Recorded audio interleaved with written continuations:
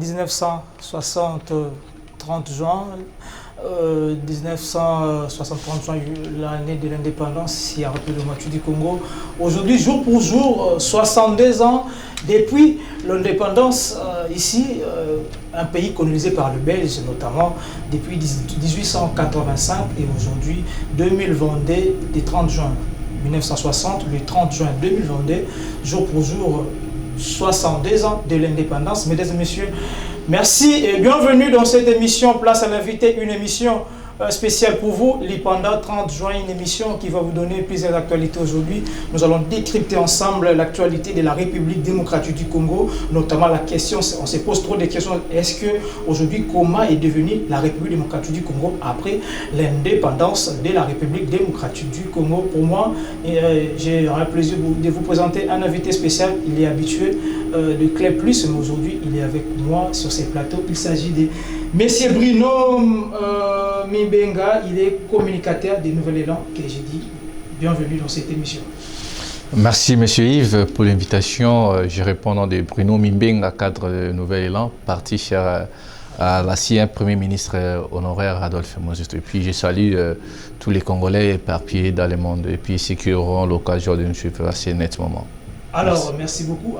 Parlons directement de cette manifestation, la grande fête de la République démocratique du Congo concernant l'indépendance 1960 et aujourd'hui 2022, 62 ans de l'indépendance de la République démocratique du Congo. Alors, étant que Congolais, comment est devenue la RDC après l'indépendance en 1960? Merci Monsieur Yves. Étant que Congolais, nous saluons d'abord la mémoire d'Emery Patrice Lumumba qui avait tant lutté pour que nous ayons cette indépendance dont nous en avons, tant bien que c'est une indépendance partielle parce que le Belge selon il n'avait pas l'esprit il n'avait pas l'esprit de nous laisser et qu'on sort. Mais sinon nous saluons tous ceux qui ont combattu à cette époque et puis la lutte continue, nous qui sommes venus emboîter les pas et voilà. 70 ans après l'indépendance de notre pays, c'est que nous avons retenu, les Congolais dans l'ensemble, nous avons pu remarquer qu'on n'a pas pu changer la mentalité de l'homme congolais, surtout les acteurs politiques. Et puis, ce que nous sommes en train de vivre aujourd'hui, il y a eu, on peut être rationnel, okay. Il y a eu des avancées et puis il y a eu des avancées aussi. Les avancées sont moins, et puis les choses qui n'ont pas marché, c'est représente notre pays, parce que si je me souviens encore, à l'époque, dont mon leader à moi fut Premier ministre, il y a eu des avancées, il y a eu des infrastructures routières, il y a eu des investisseurs venus au pays, et puis il avait mis Là, vous parlez de l'Adolphe Mozito. Bien sûr. Okay. Et à l'époque, vous avez vu la gratuité de l'enseignement, il avait construit des hôpitaux, des écoles. Je peux dire, à cette époque-là, il y a eu des avancées parce que ça fait parmi les années de notre indépendance. Mais en général, les problèmes du Congo, ce n'est pas le régime actuel. Okay. Les problèmes du Congo, ça date de très longtemps. Parce que notre indépendance a été mal partie. Parce qu'à l'époque, on n'avait pas de cadres universitaires, mais cela n'est pas une occasion pour nous de décoller le pays. Bon, je ne sais pas si, quand vous faites allusion à fait Pape Etienne Tshisekedi, docteur, bon, moi je sais chez nous aussi à l'Isaki, on s'appelait docteur. Une fois que vous êtes en G1, on vous appelle docteur en philosophie, en communication, en psychologie et d'autres formations. Donc à l'époque, là, il s'appelait comme ça se fait aujourd'hui. Mais néanmoins, pour être appelé docteur, il faut néanmoins ne fût-ce que rédiger un livre, même un petit poème. Mais c'est docteur selon la Digemerie. Mais au moins, il a étudié. Et là, on ne peut pas ignorer les études de Pape Etienne Tshisekedi. Ce qui se passe actuellement, il faudra changer la mentalité de l'homme congolais, puis les acteurs politiques, parce que le Congo a une dimension continentale. Il faudra, 70 ans après l'indépendance, nous devons cesser à plénifier, demander, tendre la main toujours à l'extérieur. Donc nous devons produire, consommer congolais. Raison pour laquelle vous voyez, nous, Nouvel Élan, nous laissons pour que notre politique soit efficace, il faut une économie efficace pour accompagner la politique. Parce que Sans l'économie, la politique ne peut pas marcher de pair. Donc, que la politique et l'économie puissent marcher ensemble pour décoller notre pays. Parce que si nous regardons, 70 ans après l'indépendance, dans le domaine de la défense, nous n'avons jamais eu, le Congo n'a jamais eu son armée propre en elle. À maintes fois, même à l'époque de Mobutu. On a vu avec les 32 ans de Mobutu. Non. Elle est forte et une équipe vraiment solide. Non, il y a confusion dans les têtes des Congolais que nous sommes. Mobutu avait des hommes bien formés. Voilà. Et des militaires, les militaires bien formés. Tout à fait. Mais les pays comme le Congo n'avaient pas une armée digne, équipée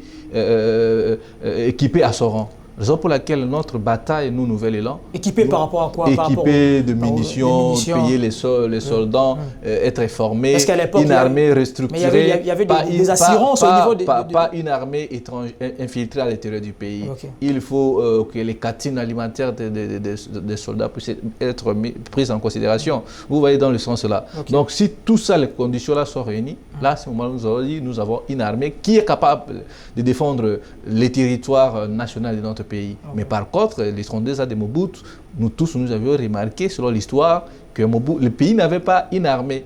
Donc, à maintes fois que la RDC était attaquée, Mobutu recourait à la France. Mais nous étions parmi les 5 armées puissantes en Afrique. Je suis un peu clair, M. Yves. Oui. Le pays Congo, à l'époque Zaïre, n'avait pas une armée. Mais Mobutu avait formé des hommes forts, voilà. bien formés en Israël et dans d'autres pays du monde. Oui. Donc le pays, le Congo, souffre sur ces problèmes-là. Donc nous, aujourd'hui, avec notre offre politique, avec notre politique de Nouvel Élan, nous voudrions que le Congo ait une armée forte, équipée, et puis améliorer les conditions de vie de nos militaires, la police et les services de sécurité. C'est ça qui fera vraiment un État indépendant, souverain. Donc on ne peut pas blaguer avec la défense du pays. Si je me souviens, encore la citation du fait président burkinabé, Thomas Sankara avait bien dit, on ne peut pas céder la défense d'une nation à un étranger. Voilà. Donc aujourd'hui, là, les Congos souffrent d'un problème au niveau de la défense. Et si nous regardons 70 ans après l'indépendance de notre pays, si nous prenons le secteur sanitaire, rien du tout. Allez voir comment est-ce que nos médecins, les infirmiers, nos malades sont traités. Oui. Donc, dans chaque secteur, vous allez remarquer, rien n'a marché. Il faut maintenant un nouveau paradigme pour changer notre pays. Rien ne manque en RDC, nous avons tout. Mais il suffit seulement une bonne politique et des bonnes personnes. Parce qu'aujourd'hui, là, nous avons des juiciers, nous avons des personnes qui ne s'attendaient pas un jour à arriver au pouvoir. Et puis, nous avons des personnes naïves. Et il y a des catégories de leaders politiques congolais ainsi. Donc, il faudra des personnes qui ont un sens étatique. Ce n'est pas ce que nous sommes en train de vivre aujourd'hui. Donc, aujourd'hui, le Congo souffre d'un problème d'armée. Et Mouzé, quand il est venu, il a trouvé les mêmes problèmes. Est-ce que vous pouvez croire avec quelle armée, avec quel militaire Mouzé pouvait chasser avec les Kadoko, il ne pouvait pas chasser Mobutu. Donc, nous avons tous vu, à l'arrivée de Mouzé, il a été toujours secondé par l'armée ougandaise, rwandaise et burundaise. Et aujourd'hui, là, Kabila aussi est venu, nous avons subi le même problème. Aujourd'hui, là, l'UDPS arrive au pouvoir, toujours les mêmes problèmes. Donc, nous devons mettre l'accent sur la défense de notre pays. Parce que si la défense est efficace, je pense que d'autres problèmes seraient réglés. Donc, raison pour laquelle nous, Nouvel Élan, une fois que d'ici là 2023, les élections se pointent, nous serions aux affaires, nous allons mettre l'accent surtout sur l'économie nationale et puis la défense et la sécurité. C'est ça qui est notre priorité. Et puis nous allons réduire les taux de pauvreté. Je suis un peu clair. J'ai dit pas supprimer la pauvreté, mais nous allons au moins réduire les taux de la pauvreté. Parce que si vous regardez aujourd'hui, la lutte de Mairie Patrice Lumumba était de voir un Congo nouveau, un Congo émergent, de donner les Congolais de l'électricité, les transports, de construire les routes, que les Congolais, les 11 provinces à l'époque, les 26 provinces dont nous avons aujourd'hui, que se changent d'elles-mêmes avant d'aller faire des alliances avec d'autres pays. Mais aujourd'hui, là, nous voyons que le pays n'est pas unifié. Avec notre politique, nous allons faire de sorte que non, vous devez quitter Équateur chez moi, arriver au Kasaï, Banounou, Kisangani, Donc nous voulons unifier les pays. C'est ça qui caractérise l'échec de notre indépendance. Il faut construire un Congo nouveau. Donc c'est ça aussi, c'est ce qui montre que 70 ans après l'indépendance de notre pays, nous n'avons pas pu être à la mesure de construire les Congo. Alors parlons d'abord de la visite ici du roi belge pendant ici au mois de juillet, au mois de juin plutôt. On a vu la visite du roi.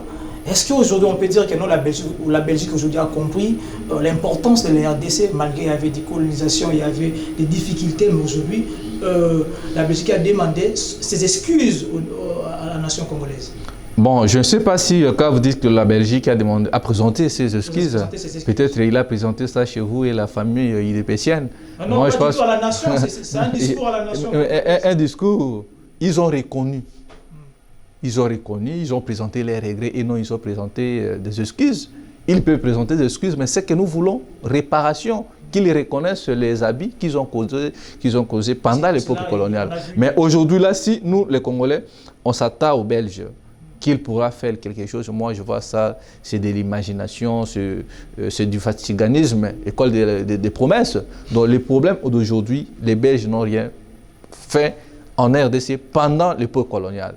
Les routes, excusez-moi monsieur, Yves, tout ce que nous avions vu, les rails Koso, les Belges les avaient construits à leur profit pour piller nos ressources naturelles, nos ressources minières. Donc ce n'était pas au profit des Congolais, parce que nous avions vu à l'époque qu'ils n'ont pas pu former des cadres universitaires. Ils n'ont rien fait au Congo, si pas ils se sont enrichis les poches. 80 ans, plus de 80 ans même, ils ont géré ces pays, une colonie.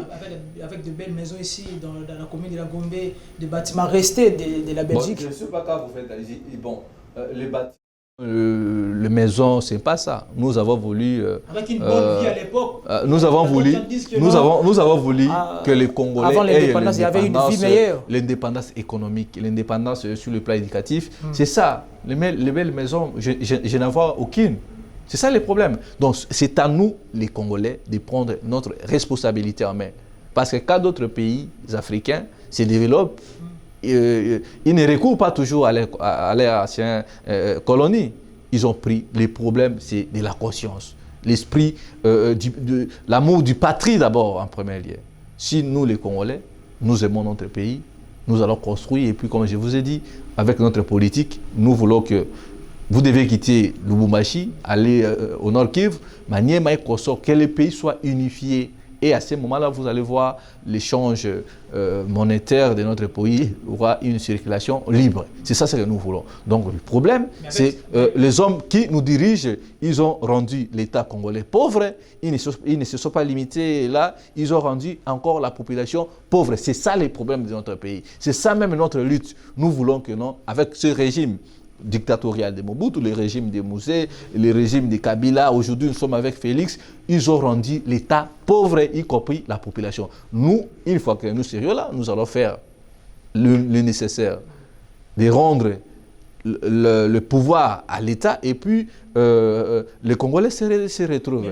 Donc c'est ça notre piste de proposition. Voilà ce que nous pouvons dire. À l'arrivée du roi Philippe, ça n'a rien changé dans les mais sur le plan diplomatique, ça sur le plan diplomatique, moi je pense que quelque part le roi s'est trompé des cibles parce que à l'arrivée du pouvoir de M. Félix, les rois n'avaient pas, bon pas les rois, le gouvernement belge n'avait pas reconnu ses pouvoirs. Donc petit à petit, on voit que la royauté perd petit à petit sa dignité parce que quand un roi dit, il ne se contredit pas, mais nous avons vu, il a dit et puis il se contredit. En venant ici, qu'est-ce que ça a changé dans la vie des Congolais? Rien du tout. Ce n'est pas aux Belges qui viendront construire notre pays. Parce qu'ils en avaient ce que nous pouvons demander aux Belges. De nous accompagner à construire les pays. C'est ça qui même le roi de revenir encore.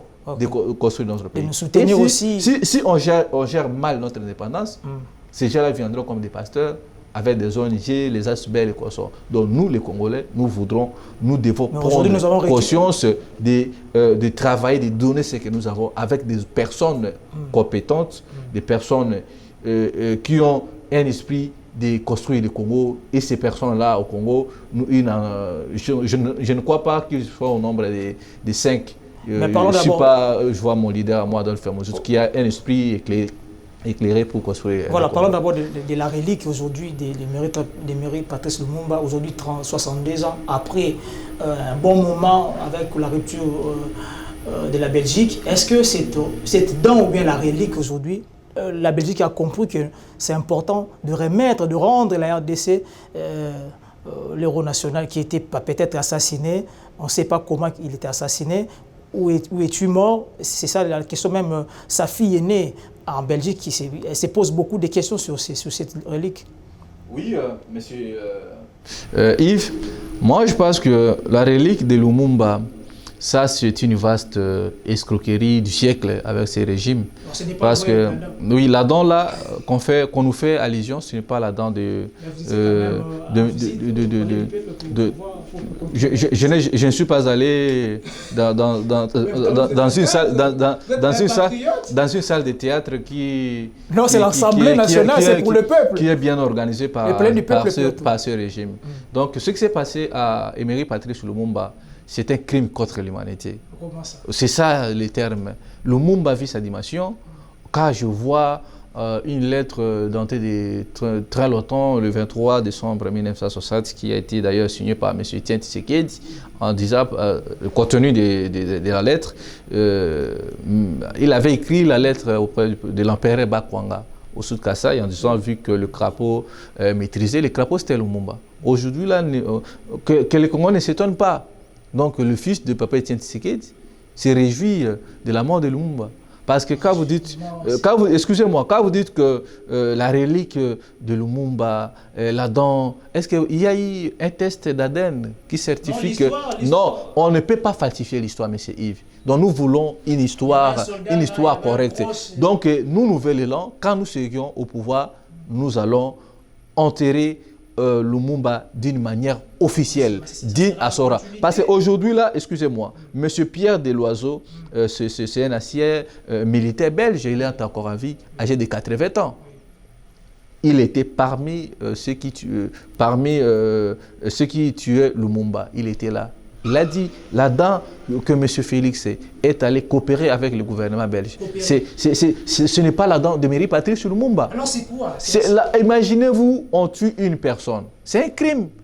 Depuis 1961. C'est un crime le 18 janvier de 1960. C'est un crime contre l'humanité. Okay. Lumumba, il était pour l'Afrique.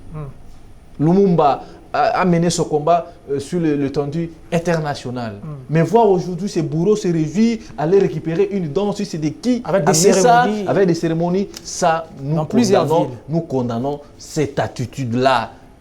S'ils n'ont pas de bilan à présenter, qu'ils se taisent. Les élections se peuvent être bientôt là.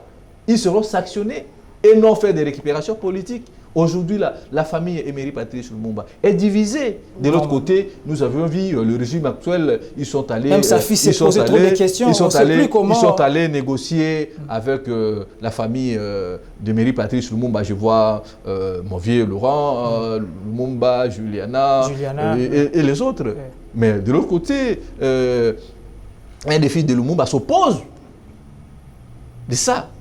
Lumumba ne mérite pas ça. Lumumba mérite une justice. Et nous aimerions d'ailleurs, si nous étions dans un état dit de droit, on doit juger d'autres personnes en titre posthume. Comme Etienne Tshisekedi, on doit le juger malgré il n'est pas avec nous. On doit le juger à titre posthume.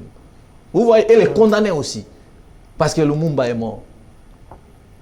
Aujourd'hui, on ne sait pas la vraie histoire de sa mort. Normalement. Parce que sa famille se pose trop de questions. Si la politique, la diplomatie de M. Félix était une diplomatie forte, on devrait d'abord, quand il dit on doit oublier les passés. Est-ce que je me mets à la place de Félix? Aujourd'hui, là, est-ce qu'il imagine les traumatismes qu'a causé le fils de Patrice Lumumba? Voire âgé de 8 ans, vous n'avez pas vu votre papa, donc beaucoup d'indeke. Ça fait très mal. Là, ça fait très mal. Non, Félix dit, on doit oublier le passé. Est-ce que si c'était lui, il allait accepter ça? Donc nous voudrons une réconciliation, réparation et justice, la seule manière d'honorer Emery Patrice Lumumba, je l'ai dit dans donc pour vous, la relique, pour vous, c'est une récupération politique. Ils se réjouissent de la lettre du 23 décembre 1960, le crapaud a été maîtrisé. Donc la meilleure façon de plairer, de rendre les hommages dignes à Emery Patrice Lumumba, c'est une justice. Parce que la justice élève une nation. Est-ce qu'aujourd'hui, si Emery Patrice Lumumba ressusciterait un jour avec la liste qu'il a menée, est-ce qu'il dira non, j'ai perdu mon temps? La manière d'honorer, de rendre hommage digne à Emery Patrice Lumumba, construire les écoles, construire les hôpitaux. Mais il y a des avenues déjà en mémoire de Lumumba, en Belgique, en Bruxelles. Construire les universités, changer la mentalité de l'homme congolais. C'est ça les hommages dignes à Emery Patrice Lumumba.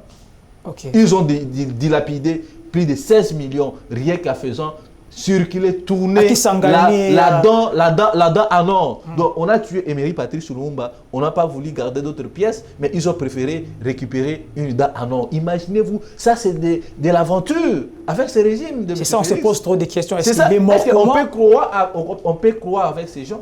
Non. La manière de rendre Emery Patrice Lumumba les hommages dignes à son nom, je vous ai dit, il faut construire.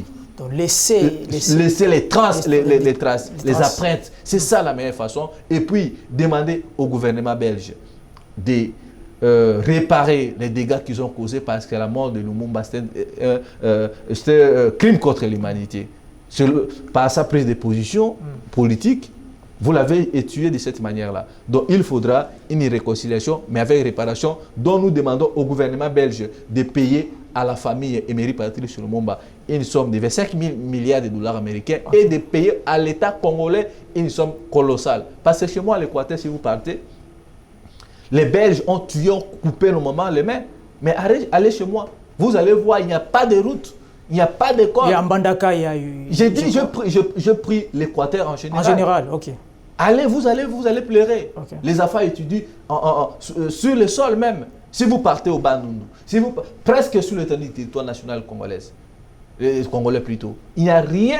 Donc nous voulons... Il n'y a pas de changement avant et après. Après, je peux dire 62 ans après l'indépendance. Il n'y a rien qui s'est construit. Allez même au Kassai chez Félix, vous allez pleurer. La malnutrition bat son plein. Donc c'est quand même, il y a un projet de Tilé-Gelou là-bas. La manière dont on devrait rendre notre héros national, c'était de construire les Congos.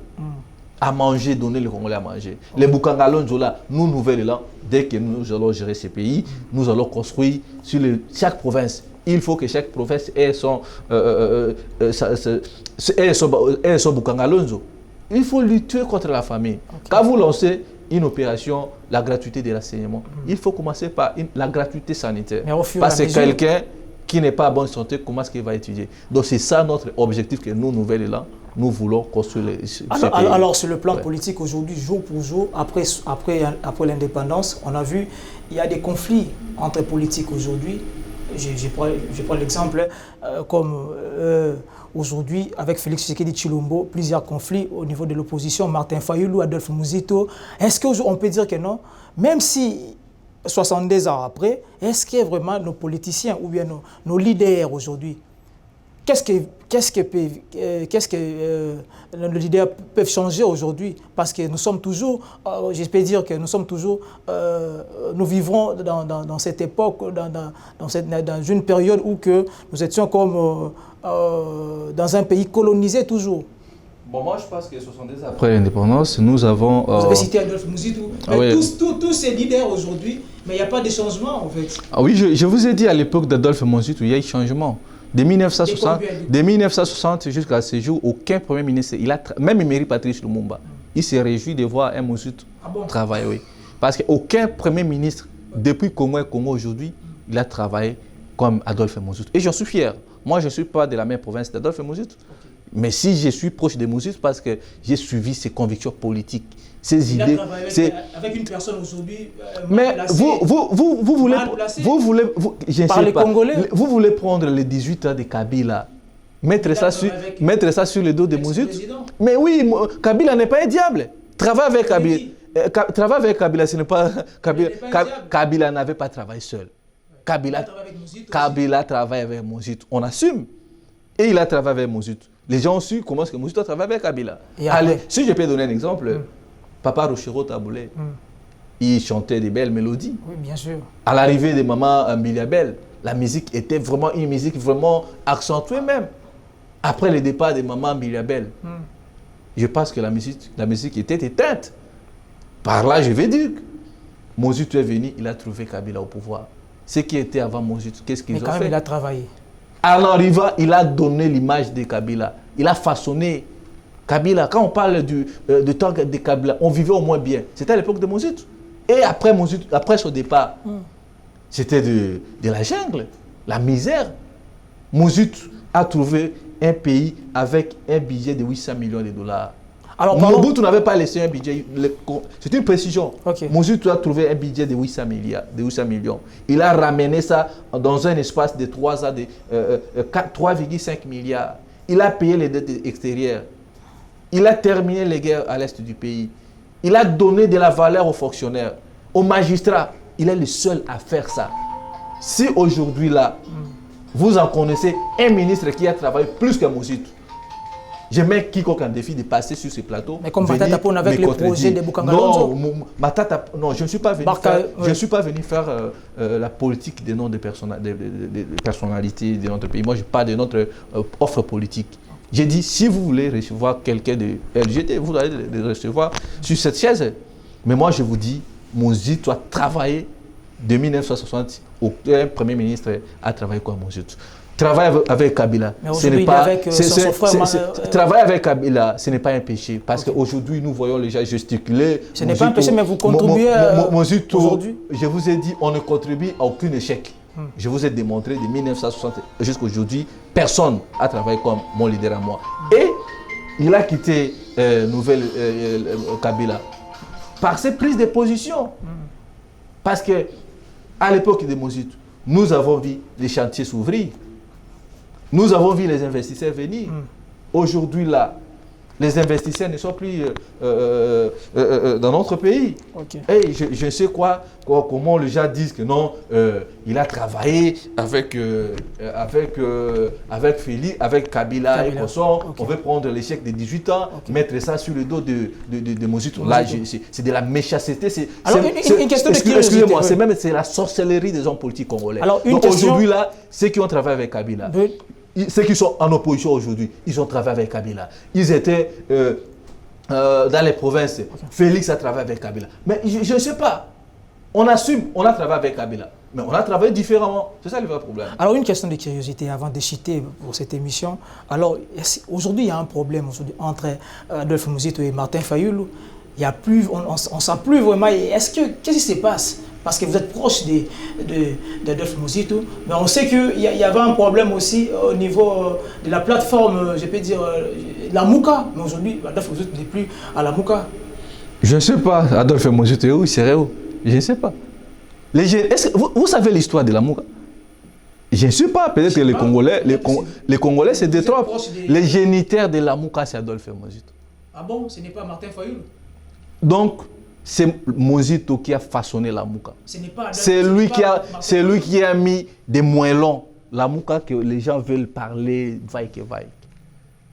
Parfois, vous allez, nous allons un jour, nous allons revenir pour expliquer comment est-ce que la Mouka est née et quand, les dates et les personnes sont là. Aujourd'hui, quand je vois, vous dites qu'il y a un problème entre ancien Premier ministre Mozito et M. Martin Fayulu, il n'y a pas un problème, sauf que nous avons des problèmes sur le plan des idées. Cela ne veut pas dire que vous êtes d'une même province. Nous regardons les Congos, Mozito voit les Congos. Nous devons amener des propositions pour les pays, les idées, notre offre politique. Nous verrons là, quand nous serions aux affaires, nous allons construire un mur pour éviter des problèmes avec les Rwandais. C'est ça le problème. Aujourd'hui, là, quand je vois, vous avez dit, Epenge et les Nico Maïngue ne sont pas des personnes qu'on peut les confier les responsabilités du pays. Donc, moi, je pense que aujourd'hui, là, moi, je suis victime des menaces de mort de Pengue. Ah bon? Nous étions au sein de la Mouka. Ils ont dit non, nous devons combattre Félix. C'est un frère à vous. Ils sont allés créer un bloc patriotique avec Kabila, dont ils l'insultaient matin, midi, soir. Aujourd'hui, au lieu de revenir dans la Mouka calmement, présenter des excuses auprès du descendant d'Adolphe Moshutu, ils viennent là avec beaucoup d'arrogance, ils prennent des décisions concernant la Mouka avant de lancer un message, un communiqué, les préjudices se réunissent. Et à ce moment-là, ils vont dire, Bruno, vous allez passer pour communiquer. Mais aujourd'hui, là, j'insiste sur Télé Plus. Il est strictement interdit à M. Pengue et Nico Maïngele, les Michel Maïngele, dont nous les avons façonnés, de parler au nom de la Mouka. C'est ça. Parce que jusqu'à preuve du contraire, les leaders de la Mouka ne sont pas prononcés à une quelconque décision. Donc aujourd'hui, je mets la communauté internationale, nationale, les services de sécurité, les autorités compétentes. Aujourd'hui, Bruno Mimbenga est victime des menaces de mort par M. Prince Pengue, qui ils sont allés faire alliance avec Kabila. Ça n'a pas marché. Et aujourd'hui, là, ils veulent revenir Monsieur Bruno. Ce n'est pas à nous, c'est au peuple congolais de juger les vagabonds politiques. Nouvelle là n'est pas une blanchisserie. Une fois que vous allez vous méconduire, c'est au peuple congolais qui vont tracher cette affaire. Moshutu reste les gardiens du temple de la Mouka. Monsieur Bruno Mimbenga, je vous rappelle, on n'a pas le temps de suivre toutes ces polémiques-là. Cadre des Nouvel Élan, mesdames et messieurs.